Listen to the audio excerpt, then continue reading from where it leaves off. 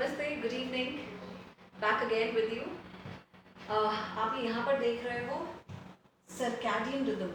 हम लोग इसके बारे में आज बात करेंगे और आप लोग मुझे बाद में क्वेश्चंस भी पूछ सकते हो इन केस अगर कुछ क्वेश्चन है हेल्थ रिलेटेड। लेकिन मैं आपको बता दूं कि कल जब मैं एक न्यूज़ चैनल के साथ लाइव थी तो वहाँ पे एक डॉक्टर भी मेरे साथ थे और बहुत बड़े डॉक्टर थे वो, कार्डियक डिपार्टमेंट के, बहुत रिनाउंड हॉस्पिटल के। सो मेरे ख्याल से आप लोग को मेरी आवाज़ आ रही है ना? ठीक, राइट। वो डॉक्टर हमें बता रहे थे और रिसर्च पेपर भी आया था कि इंडिया में सबसे ज़्यादा मेडिसिन डायबिटीज़ की और थायराइड की, ब्लड प्रेशर की बहुत ही ज़्यादा बिक रही है। इंडिया सेकंड नंबर पे आता है, चाइना फर्स्ट नंबर पे है और सेकंड नंबर पे इंडिया आता है डायबिटीज़ में। और हमारा जो ब्यूटीफुल चंडीगढ़ है जहाँ पे मैं रहती हूँ वो भी बहुत आगे है हार्ट कंडीशंस और डायबिटीज़ में। हम लोग हर बार कोई ना कोई साइकिल चलाते हैं, कोई कैंपेन चलाते हैं आप लोगों को जागरूक करने के लिए, अवेयर करने के लिए। अब डायबिटीज़ वीक भी स्टार्ट हो गया है तो अवेयरनेस ज़रूरी है आप लोगों के लिए।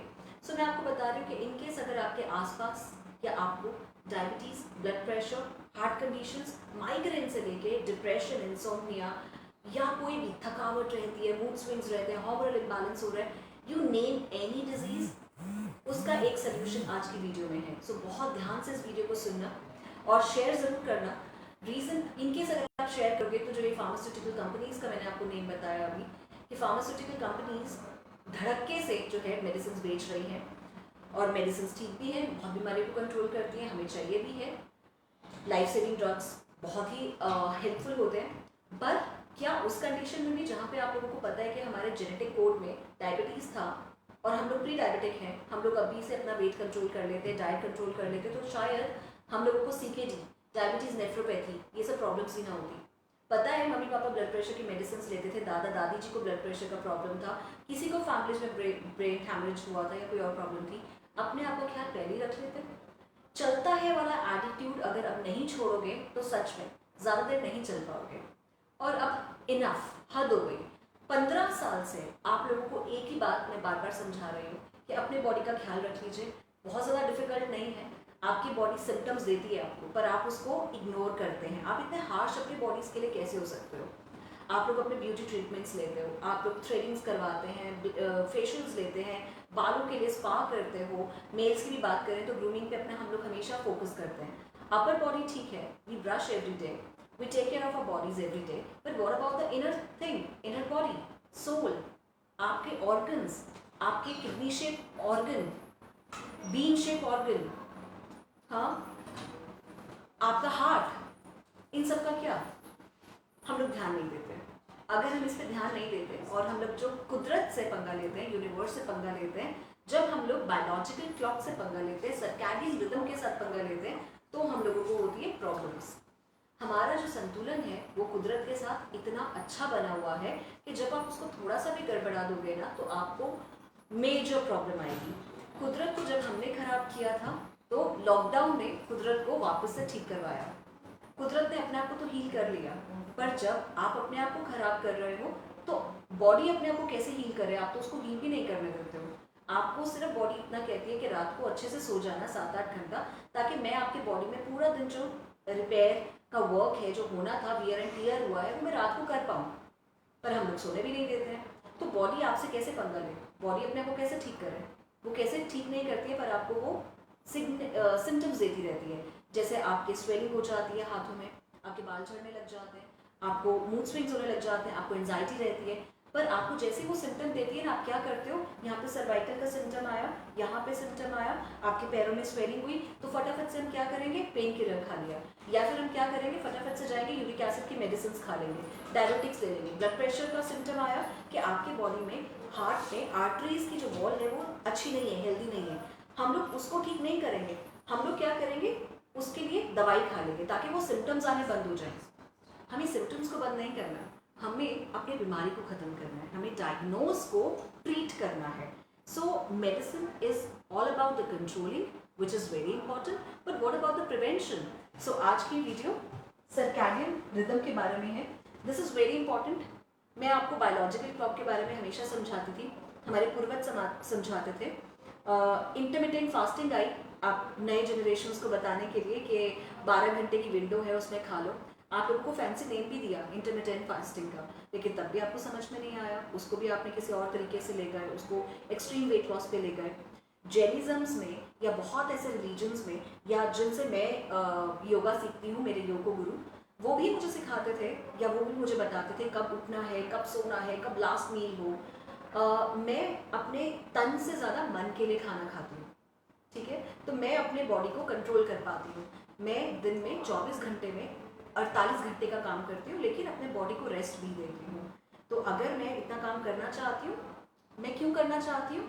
क्योंकि मुझे अपने बच्चों को अच्छा फ्यूचर देना है, पर उस फ्यूचर का मैं क्या करूँगी जहाँ पर मेरी हेल्थ नहीं है, या उतने कम फ्यूचर का मैं क्या करूँगी, या फिर अभी कम प्रेजेंट का मैं क्या करूँगी जहाँ पे मैं अपने बॉडी का ध्यान ही नहीं दे पाऊंगी। सो आज प्लीज़ मेरे साथ रहिएगा, सर्कैडियन रिदम को आराम से सुनिए मैं क्या कहना चाहती हूँ। ये साधु संत भी फॉलो करते थे, मेरे दादा दादी भी फॉलो करते थे, पूर्वज सारे लोग करते थे। आजकल के यौगिक जो रियल यौगिक हैं वो भी इस चीज़ को फॉलो करते हैं। नया नाम आ गया, नया साइंस आ गया, लेकिन है ये पुरानी चीज़, बायोलॉजिकल क्लॉक, आपका कुदरत के साथ संतुलन। सर्कैडियन रिदम आप लोगों में से कितने लोगों ने सुना है, प्लीज़ मुझे बताइएगा कमेंट सेक्शन पे। और आज हैशटैग आस्क श्रेया है वेंसडे। हर वेंसडे आपको डाइट की पाठशाला मिलेगी डीएसए डाइटिशियन श्रेया अकेडमी की तरफ से। इस बार का टॉपिक मैं लेकर आई हूँ डायबिटीज़ को ठीक करने के लिए, डायबिटीज़ को प्रिवेंट करने के लिए, या कोई भी बीमारी को प्रिवेंट करने के लिए सर्कैडियन रिदम। सर्कैडियन रिदम की डाइट भी होती है, ये डाइट मैं अगले टॉपिक में कवर करूँगी, लेकिन आज मैं आपको हिंट्स दूंगी कि थोड़ा थोड़ा डाइट का बता देंगे, लेकिन कंप्लीट डिटेल डाइट आपको नेक्स्ट वीक बताएंगे। सर्कैडियन रिदम बेसिकली, अगर हम ये सर्कैडियन रिदम को हमारा सन, हमारा मून का जब हम लोग कोऑर्डिनेशन खराब करते हैं, तो आप पास आ जाइए अगर आप आना चाहते हैं। ओके, जूम कर सकते हैं, ठीक है, ये दिखाइए। मैं आप लोगों को यहाँ पे बताना शुरू करूँगी। आई थिंक अब लाइट नहीं पड़ रही है, ठीक है। ओके, सो मैं आपको यहाँ पे मिडनाइट से बताना शुरू करती हूँ। हाँ, ये पूरा क्लॉक है 24 घंटे का। सो मिडनाइट 2 बजे, जो आपका सुबह के 2 बजे है। सुबह के 2 बजे जब ये मून राइज है, यानी कि मून की धीमी धीमी सी भीनी भीनी सी लाइट है। मून की लाइट बहुत तेज नहीं होती, तो अगर मैंने आपने देखा कि मैंने जब लाइट ऑफ की तो वो एकदम से मुझे अच्छा दिखने लग गया। हाँ, वो मेरे चौंक नहीं पड़ रहा है आंखों में, वरना उसकी रिफ्लेक्शन आप लोगों को भी कुछ देखने नहीं दे रही थी, मुझे भी देखने नहीं दे रही थी। तो हम लोगों को समझना है कि इस टाइम पर जब मून की अपनी लाइट बहुत धीमी है, हम लोगों को भी अपनी लाइट धीमी कर लेनी है। तो एम्बियंस लाइट, अगर मॉडर्न एज में बोले तो एम्बियंस लाइट यूज़ होती है। तो रात के टाइम पर जैसे ही आपका सनसेट होता है, मून आना शुरू होता है, अपने घर की भी बत्तियां जो है उनको धीमी कर लीजिए। अगर आपकी जो बत्तियां हैं वो वाइट कलर की होंगी या डार्क लाइट्स होंगी जो आपके आईज में, रेटिनाज में जाती हैं, वो आपको डिप्रेशन, एंजाइटी देगी, आपको अलर्ट रखेगी, आपको नींद नहीं आएगी, जिसकी वजह से आपका रिपेयर फंक्शन नहीं होगा। सो मून जैसे ही आता है, अपने घर की जो लाइट्स हैं वो धीमी कर लीजिए। ऑरेंज कलर की लाइट्स होनी चाहिए, या फिर बिल्कुल ऑफ वाइट, वार्म वाइट, ऐसी लाइट्स आप कर सकते हैं। हमारा सुबह 2 बजे डीपेस्ट स्लीप होता है, जिसको हम लोग पावर नैप कहते हैं। यहाँ दिखाइए। ओके, आप लोग सिर्फ सर्कैडियन रिदम पे ही फोकस कीजिए। सुबह 2 बजे हमारा पावर नैप का टाइम है। ये पावर नैप क्या होता है, जिसमें अब साइंस ये कहती है कि हम लोगों को 7-8 घंटे की भी सोने की जरूरत नहीं है। अगर आप दिन में 1 घंटा 2 घंटा भी अगर आप वो वाली नींद लेते हैं जो बच्चे लेते हैं, वो नींद आपको पूरे बॉडी को रिपेयर कर सकता है। अगर आपके बॉडी में कोई वायरस है, उसको भी, जो उसकी स्ट्रेंथ है उसको भी वो कम कर सकता है। सो रात को 2 बजे, जो लोग 1:30 बजे 2 बजे सोते हैं वो अपने बॉडी का रिपेयर नहीं कर पाएंगे। जो लोग 2 बजे पावर नैप में नहीं है, अच्छी नींद में नहीं है, उनका भी बॉडी का रिपेयर फंक्शन नहीं होता। तो अगर आपको बॉडी को रिपेयर करना है तो ये आपका डीपेस्ट स्लीप का टाइम है, जहाँ पे आपके मेंटल हीलिंग और फिजिकल हीलिंग होती है। अब आप दोबारा आइए। 2 बजे के बाद यहाँ पे 4 बजे का टाइम है। ये जो 4 बजे का टाइम है, इसमें हमारे बॉडी का जो टेम्परेचर है वो सबसे कम होता है, लोएस्ट बॉडी टेम्परेचर होता है। पर कई लोग क्या करते हैं, उनको आदत होती है 3:30 या 4 बजे उठने की, उसके बाद कोई एक्टिविटी करने की, या सुबह मंदिर जाना है, या कोई भी ऐसी चीज़ हो सकती है, तो आपको ये ध्यान रखना है हमारे बॉडी का लोएस्ट टेम्परेचर होता है, इस टाइम पे हमने अपने बॉडी को कुछ भी एक्सर्ट नहीं करना होता है। तो आपका ये 2 से 4 के बीच में आप जितना बच्चों की तरह सोएंगे उतना ज़्यादा आपके लिए हीलिंग टाइम है।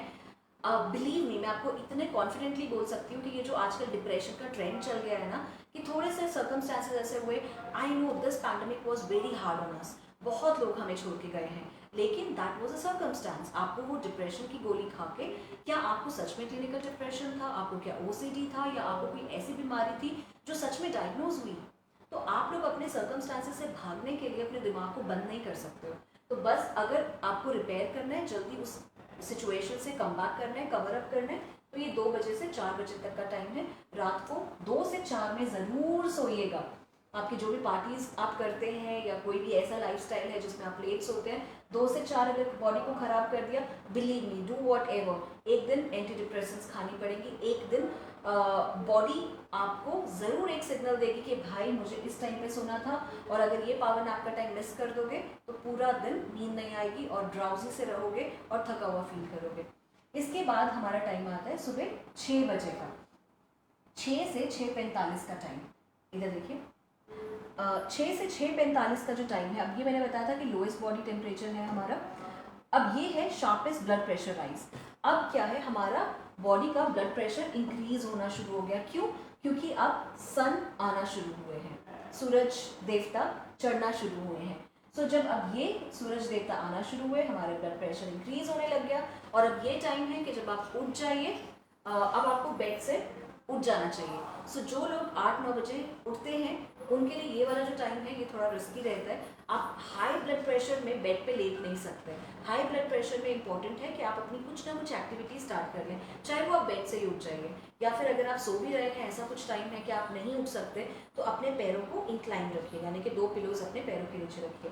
लेकिन ये 6:45 AM sharpest blood pressure rise होता है, और इस टाइम पे हम लोगों को कोई भी कैफीन वाली चीज़ है, जैसे कई लोग क्या करते हैं, सुबह 6:45 बजे, 6:30 बजे या 6 बजे जो लोग उठते हैं, कई लोग इस टाइम पे ब्लैक कॉफ़ी या फिर टी लेते हैं। लेकिन जैसे मैंने आपको बताया कि ये मैं सिर्फ अभी आपको बताऊंगी टाइमिंग्स के बारे में, जो डाइट है वो मेरे अगले सेशन में होगी, बट स्टिल मैं आपको थोड़ा थोड़ा यहाँ पे हिंट दे रही हूँ। 6 से 6:45 के बीच में हम लोगों को कैफीन, शुगर, सॉल्ट, चाय नहीं लेना चाहिए। अगर हम इस टाइम पे ये लेते हैं तो हमारा ब्लड प्रेशर और इंक्रीज होगा और ब्रेन पे बहुत ज़्यादा साइड इफेक्ट आ सकता है, और जितने भी लोगों को ब्लड प्रेशर के इश्यूज होते हैं, हाई या लो, वो इसकी वजह से होते हैं। 7:30 बजे का टाइम, आपको पता है मेलाटोनिन के स्प्रेज आते हैं मार्केट में, या कुछ ऐसी दवाइयाँ हैं जो हम लोगों को नींद देती है, जिसको हम रेस्टिल कहते हैं या फिर हम लोग स्लीपिंग एड कहते हैं। मेलाटोनिन एक ऐसा न्यूरोट्रांसमीटर है जो हमारे बॉडी में खुद बनता है और खुद ही बंद होता है। तो जो सुबह 7:30 बजे का टाइम है, इस टाइम पे आप अपनी चाय, कॉफ़ी जो भी लेना चाहते हैं उस टाइम पे लीजिए, पर 6:45 के करीब आपको चाय कॉफ़ी नहीं लेना चाहिए।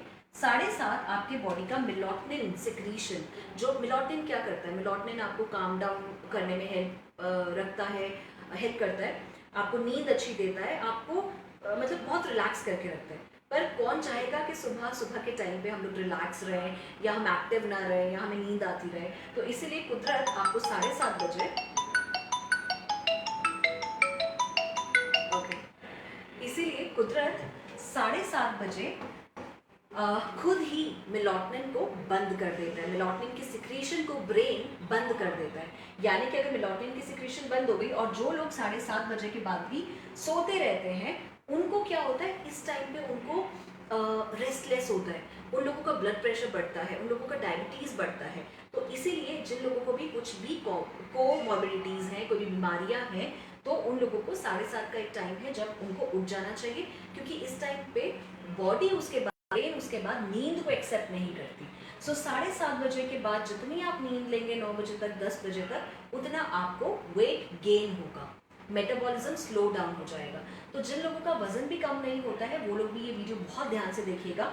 आपका क्यों इंसुलिन रेजिस्टेंट रहता है, क्यों डायबिटीज़ आपका बढ़ रहा है, क्यों आपका फैटी लीवर हो रहा है, डिप्रेशन, इंसोम्निया क्यों हो रहा है, एजिंग क्यों, 30 ईयर्स में हम लोग ऐसे दिखते हैं जैसे हम लोग 40-50 ईयर्स के हों, हमारे घुटने इतना दूध पी पी के भी खराब है। आर्थराइटिस का एक आपके लिए कॉल है, कुदरत को खराब मत करिए प्लीज़, मैं आपको बता दूँ। तो 7:30 बजे मेलाटोनिन सिक्रेशन बंद हो जाती है, इस टाइम आपको अपने बेड से उठ जाना चाहिए। और 7:30 से 10 बजे ये एक टाइम है जब आपको धूप में जाना चाहिए। 7:30 से 10 बजे की जो धूप है, क्योंकि 10 बजे कई होते हैं सुबह के टाइम पे बहुत अच्छा काम कर पाते हैं, इसीलिए ऑफिस का टाइम 10 बजे होता है, क्योंकि 10 बजे सबसे ज़्यादा पूरे दिन की एनर्जी 10 बजे होती है। हाई अलर्टनेस, हमारा जो भी आप चीज़ पढ़ोगे वो 10 बजे हमारे यहाँ पर हमेशा रहेगी।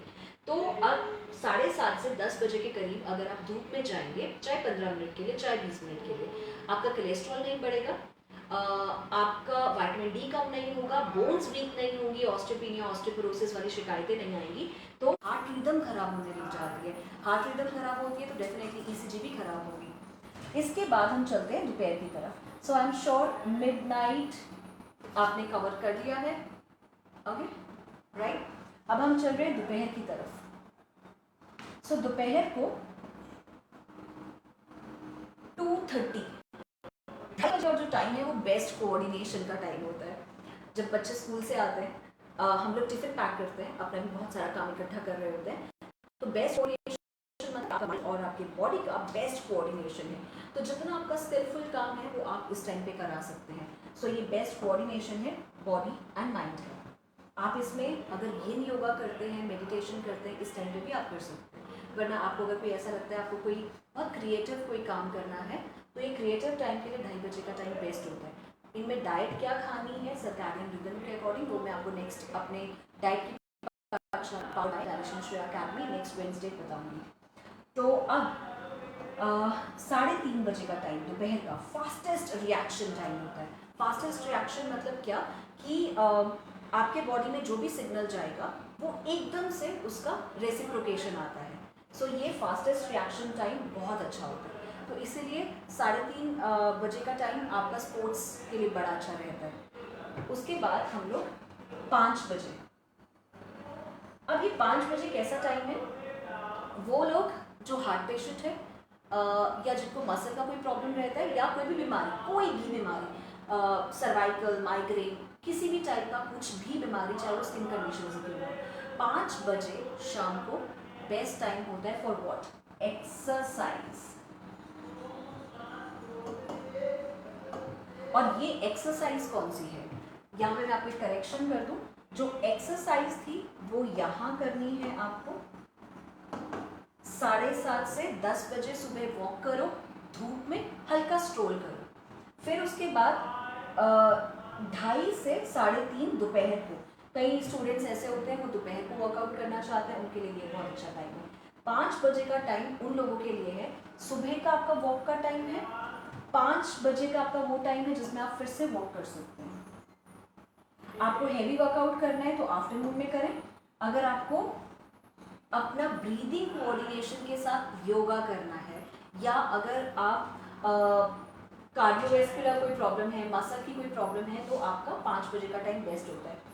इस टाइम पे 5 बजे कार्डियोवैस्कुलर एफिशिएंसी और मसल स्ट्रेंथ पीक पे होती है।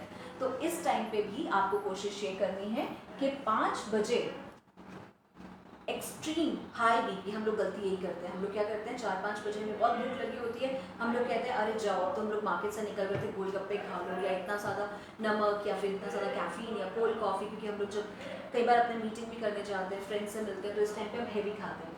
5 बजे का जो टाइम है उसमें आप अपने लाइट स्नैक्स ले सकते हैं, या 4 बजे, 4:30 बजे या 5 बजे आप अपना लाइट डिनर भी कर सकते हो। सो 5 बजे उन लोगों के लिए बहुत अच्छा टाइम है येन योगा करने का, ब्रीदिंग करने का, प्राणायाम करने का, जो बीमार हैं और अपनी बीमारियों से निजात पाना चाहते हैं। 6 बजे अब आ जाता है हमारे पास, अब धीरे धीरे करके मून आने वाले, यानी कि रात होने वाली है। 6 बजे से 6:30 बजे तक का जो टाइम है वो हाई ब्लड प्रेशर का टाइम है। एक सुबह आपके पास हाई ब्लड प्रेशर हुआ था 6 बजे, फिर एक आपका शाम को 6:30 बजे हाई ब्लड प्रेशर का टाइम है। इस टाइम पे आप फिर से black coffee, high salt, preservative, sauces नहीं लेंगे। डाइट डिटेल मैं आपको अगले वेडनेसडे डाइट की पाठशाला में ज़रूर बताऊंगी, पर इस बार आपको ये देखना है कि 6:30 बजे हाईएस्ट ब्लड प्रेशर होता है, तो इसीलिए कई लोग जो वर्कआउट करते हैं, जो फुल स्टैमिना वाला कार्डियो करते हैं, उनके लिए जो already high blood pressure patient हो उनको थोड़ा सा अवॉइड करना चाहिए। इसके अलावा फिर 7 बजे 7 बजे हाईएस्ट बॉडी टेम्परेचर होता है, हाईएस्ट बॉडी टेम्परेचर। इस टाइम पे कई लेडीज़ बोलती हैं हमें हॉट फ्लैशेस हो रहे हैं, हमें घबराहट हो रही है, तो इस टाइम पे भी हाईएस्ट बॉडी टेम्परेचर में कोशिश करिए कि थोड़ा रिलैक्स रहिए, कूल डाउन रहिए, बहुत ज़्यादा हाई एक्टिविटी थोड़ा अवॉइड करेंगे। 7 बजे से लेके 9 बजे तक रात को मेलाटोनिन सिक्रेशन आपको याद है कब बंद हो गई थी? सुबह 7:30 बजे। अब दोबारा से स्टार्ट हो गई है 9 बजे। लेकिन अब मैं आपको बताती हूँ क्या आप लोगों ने गलती की। आप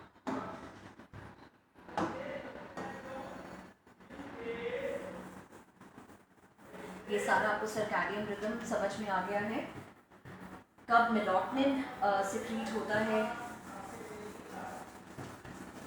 ठीक है, अब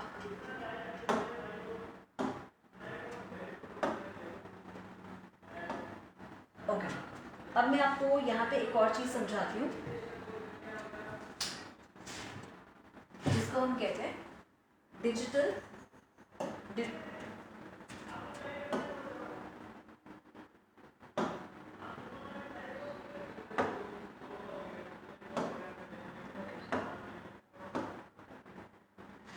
यहाँ पे लिखते हैं डिजिटल डिटॉक्स। आपको रात को 9 बजे मेलाटोनिन यानी कि ब्रेन एक कंपाउंड रिलीज करता है जिसको हम कहते हैं मेलाटोनिन, न्यूरोट्रांसमीटर होता है।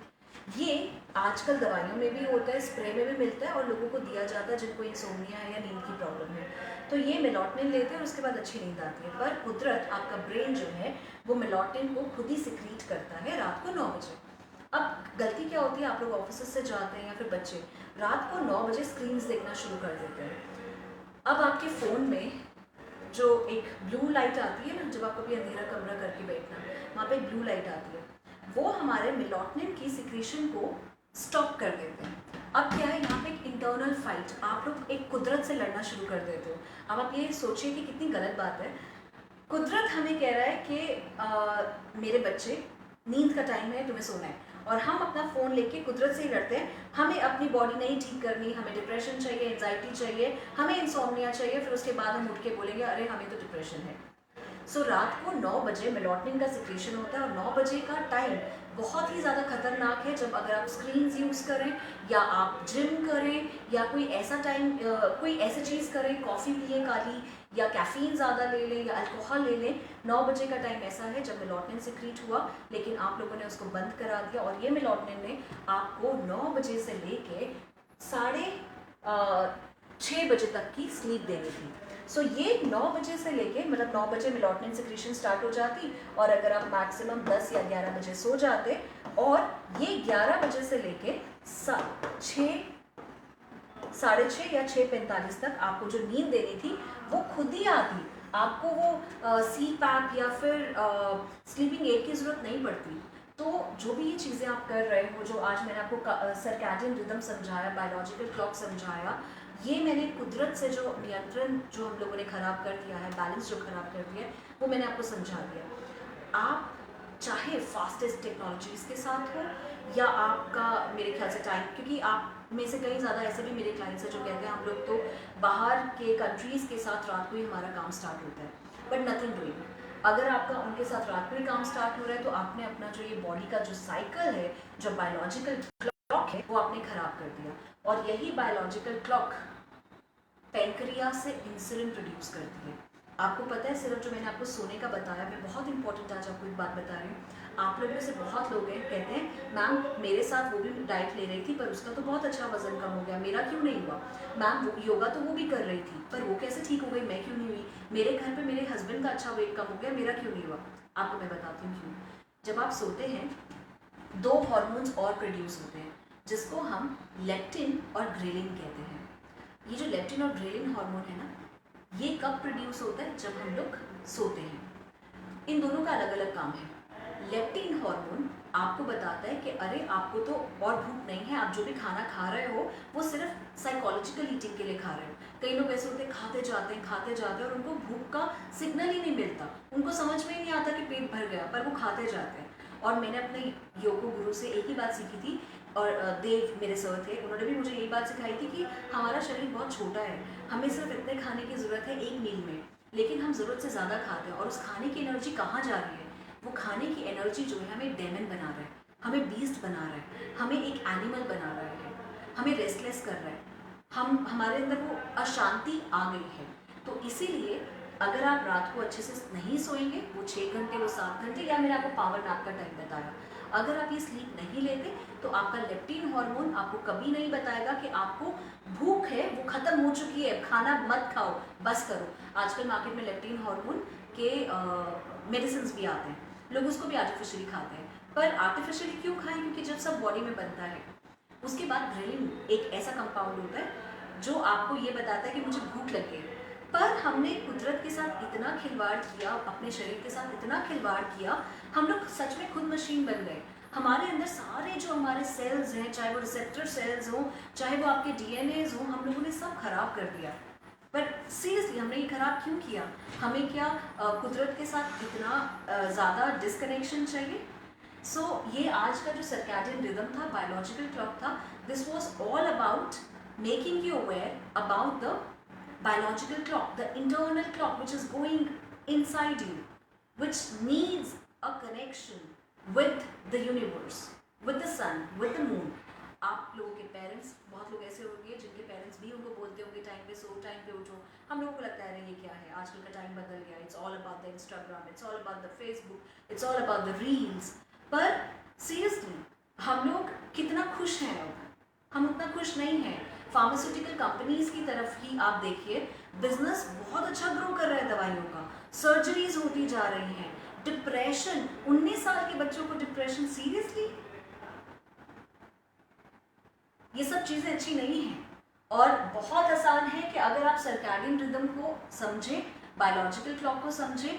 मेरे को मेरा टाइम याद है, मेरे बाबूजी, मेरे दादी जी, मेरे भाभी, मैं उनको बोलती थी, हम लोग एक समाचार का ऐसा राउंड्स, आप लोगों को भी याद हो, एक आता था, ऐसा ऐसा लोगो होता था उसका, आई थिंक है ना, ऐसे ही होता था कुछ, है ना, भी घूमता था चक्र, है ना, कुछ ऐसा ही था, ये भी होगा जैसा ही होता, DD1 का एक था, चित्रहार आता था, रात को एक वो न्यूज़ चैनल आता था, 8:30 बजे हम लोग सो जाते थे, 9 बजे हमारे पूरे घर में ऐसा लगता था कि बस। और सुबह जैसी पहली किरण होती थी, मेरी भाभी, मेरी दादी जाती थी और वो एक पीपल का पत्ता, उसमें गुलाब लेकर आती थी, फिर वो पूजा करती थी। और वो सच में वो इतने बजे नहीं, 6 बजे अगर वो उठती भी थी तो 6 बजे वो नहीं चाय या कॉफ़ी पीती थी, वो पहले 2 घंटा कुछ पाठ पूजा, 1 घंटा ऐसा कुछ पाठ पूजा करती थी, उसके बाद 7:30 बजे के बाद वो खाना शुरू करती थी। और हम लोगों को लगता था अरे ये क्या कर रही है, पर आज समझ में आ रहा है कि उन जैसा बेस्ट डॉक्टर कहीं पे नहीं था। सो आप लोग खुद एक डॉक्टर बन सकते हैं, प्रिवेंशन करें, उतना डिफिकल्ट नहीं है। आज मैंने आपको सर्कैडियन रिदम समझाया है। अगले वेडनेसडे डाइट की पाठशाला, डायरेक्शन श्रेया अकेडमी की तरफ से मैं आपको बायोलॉजिकल क्लॉक, किस टाइम पे क्या खाना है, सर्कैडियन रिदम, डाइट समझाऊंगी।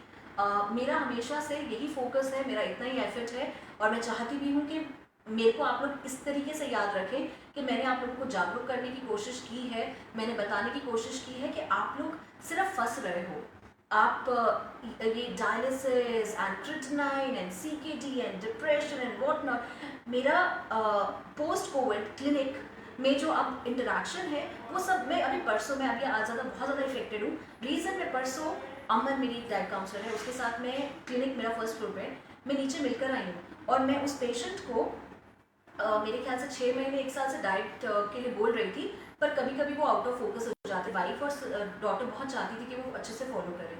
मैं जब वो गाड़ी मिलने गई, मेरे ख्याल अजय आप भी मेरे साथ थे, आप मेरे साथ थे, हाँ। सो अजय ने फोटोग्राफ भी ली है।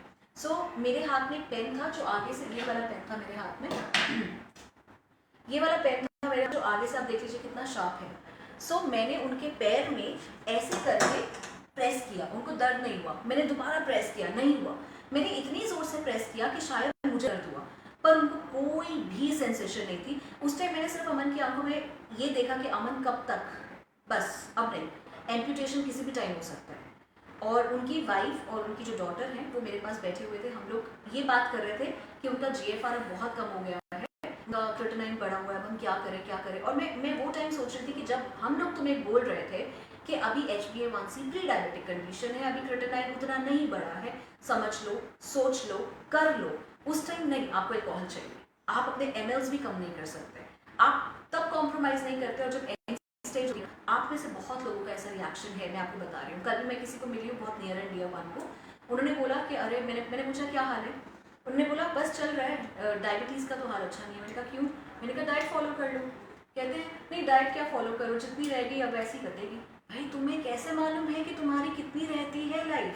तुम्हारा लाइफ स्पैन उतना ही है, तुम अपने आसपास वालों को भी तंग कर रहे हो, तुम फिनेंशियल बर्डन भी बनोगे, फिजिकल बर्डन तुम्हारे ऊपर आएगा, पेशेंट से ज़्यादा अटेंडेंट को प्रॉब्लम है। आप लोग ये नहीं समझे। और आपकी जो क्वालिटी लाइफ है ना, ये हम लोग बीमारियों के में खर्च नहीं कर सकते। कुदरत इतना अच्छा है, किसी की किस्मत खराब नहीं है। कुदरत इतना अच्छा है कि वो आपको डे टू डे सिम्टम्स दे रहा है, वो अपने आप के बारे में बताता है कि मुझे ऐसा केयर कर दो, पर हम लोग इग्नोर करते हैं। तो मैंने आपको कल कन्विंस किया कि आप प्लीज़ डाइट्स फॉलो करो, प्रिवेंशन करो। और डाइट पे जाना मतलब ये नहीं कि डाइटिंग सब बंद हो जाएगा, सब अच्छा शुरू हो जाएगा जो आपके शरीर को चाहिए। So this was all about biological clock. I am sorry for my reaction. आज थोड़ी सी मैं कैरिड अवे हूँ, रीज़न क्योंकि मेरे क्लिनिक में बहुत आए दिन CKD किडनी इतनी प्रॉब्लम्स, छोटे बच्चे डिप्रेशन के पेशेंट्स, मतलब उनकी वो ऐसे जिंदा लाश की तरह चलते हैं, उनकी आंखें इतनी बड़ी बड़ी हैं, क्या हो गया है? मतलब seriously pharmaceutical companies are winning. Can you see that? Okay, so we end session now and right. Okay, sure.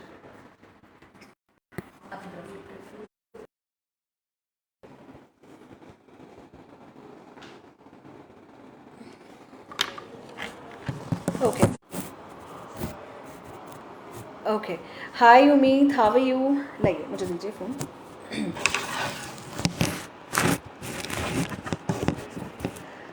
कुसुम भनोट आपके कह रहे हैं contact number is 7307303835। Hello Raju ji, कैसे आप? हाय उम्मीद। कुसुम जी मैंने दे दिया कॉन्टैक्ट नंबर।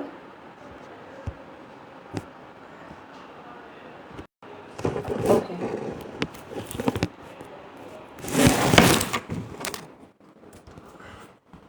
श्वेता जी, आपको मेरी आवाज़ ठीक से नहीं आई है, I am sorry for that.